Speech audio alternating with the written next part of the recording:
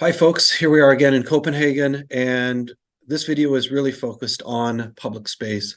And one of the things they do really well there is how the public space is done with intention and with function, and they use intention to direct the process when it comes to actually either recreating public spaces or if they're creating new ones.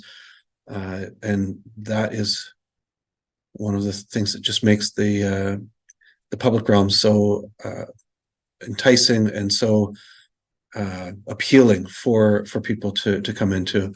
So that's really a big piece of what makes Copenhagen so great. You've got streets like this that at one point may have been used by cars, and they turned it back into a pedestrian space. And you can see also with the bikes parked on the side, getting around and being able to come down and dine on the patio. They're also very economically productive. You've got these streets that are full of people who are spending money and creating churn in the economy. They're also really vibrant social spaces as well too, where people come to enrich their social lives, and all in, of course, a really beautiful setting. It's such a beautiful city, but there's a piece to that we sometimes miss out on. The the spaces, when they're highly economically productive, it means that there's actually more money to create these really architecturally wonderful buildings, or to keep them maintained, keep them restored. The public spaces in Copenhagen tend to be denser, and so there's that density that uses the land more economically efficiently. But then it also means that things like upkeep of these beautiful fountains becomes viable, because you've got enough of that economic productivity coming back into the public realm. This is the old city hall, and great big square in front of it. If you go searching around, you can actually find pictures where it was just basically a giant parking lot at one point in the 60s and 70s. And Copenhageners pushed back and said these spaces need to be for people.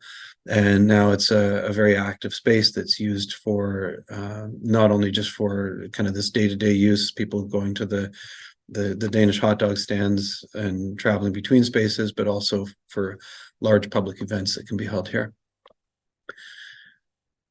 I've shown you these spaces that are higher density with all of these buildings, but this is right in the middle of Copenhagen. You can find these beautiful green spaces. They understand the value of having these parklands and trees and grass and plants and water.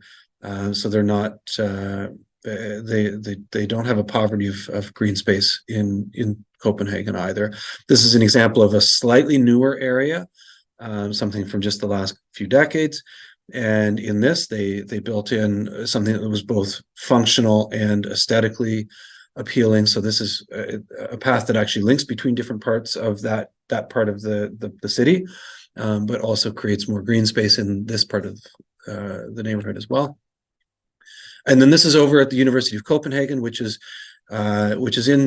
in central Copenhagen, but again, lots of green space. Great for the students. These are all residence buildings.